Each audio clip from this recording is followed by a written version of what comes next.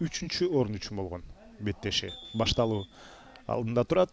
Ошондо Ош жана Жалал Абад балдар футбол лигасынын сезондогу бардык оюндарына көмөк көрсөтүп келет. Азыр тирөөчкө тийип кайтты жана гол.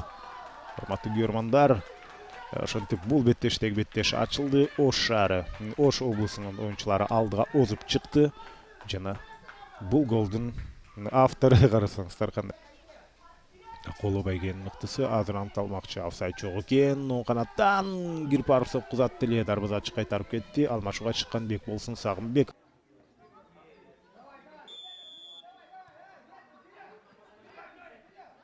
Чендерин жүрүшү азыр сонун пас. Офсайд жок болсо жекеме жеке офсайд экен. Офсайд болуп калыптыр. Алмаштырды. Айдарбек Рахманбердиев бүгүнкү беттеште жалгыз голду жараткан оюнчу. Сонун бара жатат топ жана бир аз бийигирээк. Эми жаш оюнчулар азырынча толук катачылык.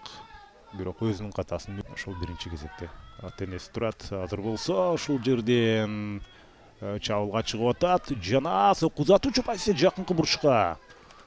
Көрдүңүздөрбү? Жалал Абад жыйынтыктоочу көзүрмемдерди. Минута өтүп атат. Стандарттык абалдан жана караңыздарчы, тепкенге эч ким бул жерде болбой калды. Бирок артта дагы бир оюнчу алыстан топ тебилди. Аянттын сыртына чыкты. Мына эми финалдык ышкырыкты жаңыртса болот.